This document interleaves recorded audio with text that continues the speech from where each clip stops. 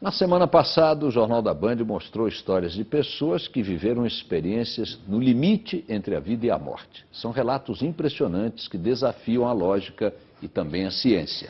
Hoje você vai ver depoimentos de telespectadores que passaram por experiências de quase morte e decidiram contar suas histórias aqui depois de assistir a nossa série.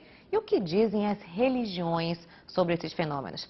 É o que você vai ver agora em mais uma reportagem especial da série Além da Vida.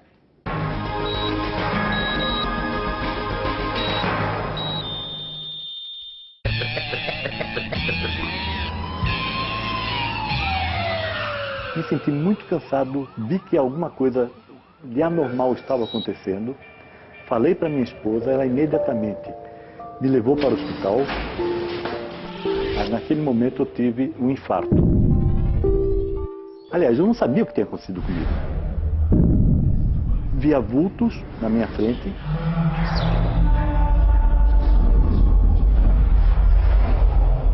E essa paz que tomava conta, me enchia.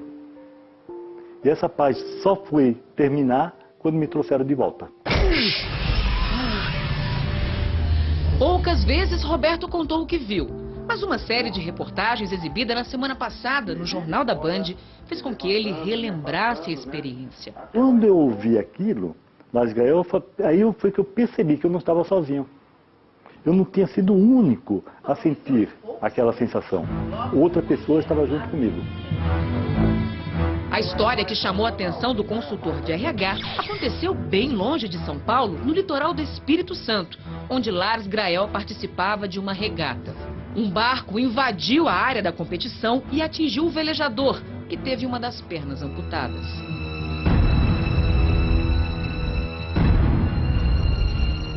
Uma sensação de paz muito grande assim, e é onde estranhamente você tem uma espécie de levitação, de sair do próprio corpo, e onde eu pude assim me ver de fora, né?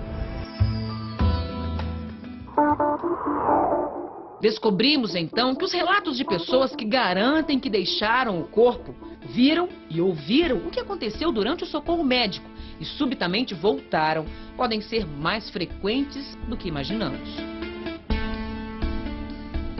Eu estava entrando num túnel, uma luz lá no fundo, e eu fui, conforme eu ia caminhando, a luz ia crescendo e aumentando, e eu fui chegando até por uma claridade geral, total. É uma coisa que foge daqueles parâmetros de claridade que a gente vê, e aí eu queria voltar, pedi para voltar, que eu ainda tinha muita coisa para fazer aqui. Os relatos acontecem no mundo todo. E a ciência procura uma resposta. De acordo com uma delas, a falta de oxigênio no cérebro causa a liberação de substâncias químicas no sistema límbico, o que explicaria as visões. Você tem o seu cérebro desligando as imagens novas e que se formam à sua frente e recolhendo ou formando novas imagens a partir de lembranças que já estão previamente fixadas dentro do cérebro. A partir daí você tem a montagem das ilusões, a montagem dessas alucinações, né, que muitas vezes as pessoas relatam nas experiências de quase morte.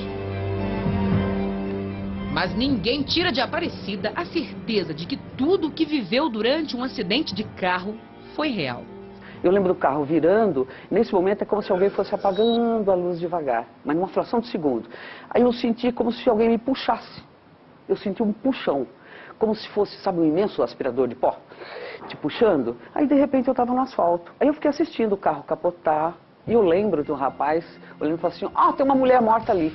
E apontou. A hora que eu olhei, ali era eu. Verdade, ilusão ou loucura? As histórias são tão surpreendentes que muitas pessoas preferem nem contar. Enquanto a ciência tenta explicar o que acontece com tudo isso, quem decidiu olhar para esses fenômenos com os olhos da fé garante que já não há mais mistério. Foi durante uma reunião do grupo espírita que Rita recebeu uma mensagem impressionante. A tristeza não te faz bem. Até sua sobrinha está se contagiando com isso. Teu corpo não fica bem. e já chega eu assim. Estou passando por um momento muito lúdico. Vejo algumas situações e é estranho. Não parece que está acontecendo comigo. Quem assina a carta é Valdir Moreira, o marido de Rita, que naquele dia estava em coma no hospital depois de complicações provocadas por uma cirurgia. Cito minha mãe, que já não estava mais aqui. Cito uma sobrinha que ninguém sabia que ela estava comigo no hospital. Depois de 45 dias, Valdir acordou. Ele afirma que durante o tempo em que esteve no hospital, saiu do corpo e visitou outros planos. Um céu maravilhoso, todo estrelado, coisa assim que é só para encher a alma mesmo, coisa que eu nunca, materialmente, no mundo, acho que não tem um lugar assim tão lindo. Para eles, é a prova do que prega o Espiritismo. Bem próximo de nós existe um mundo que não conseguimos enxergar. Por conta disso, a gente tem uma visão muito clara, muito tranquila, né, sobre o fenômeno de experiência de quase morte. É um desligamento que não se efetivou. Só isso. Mas o que faz tantas pessoas registrarem imagens e informações tão claras quando estão próximas da morte? Para esse padre, todas as sensações e visões são criação do próprio cérebro. Você não pode separar jamais a alma do corpo. A alma só se separa do corpo quando nós morremos. Nós temos imagens na nossa mente. Então você vai ver alguma coisa que você já tem, está no teu inconsciente, mas você tem. Não é uma coisa que vem do além. As histórias se repetem entre pessoas de diferentes culturas, classes sociais, crenças. E a coincidência mais impressionante acontece quando elas voltam. O que se vê são pessoas transformadas para sempre pelo que viveram no limite entre a vida e a morte. Me fez pensar que eu tenho muito mais a oferecer para as pessoas que estão ao meu lado. Eu tinha medo de morrer, não tenho mais. Aí você passa a ver que a felicidade está nas coisas mais simples da vida. E não na sofisticação, nos bens materiais, na fama. Isso é bobagem, isso é passageiro.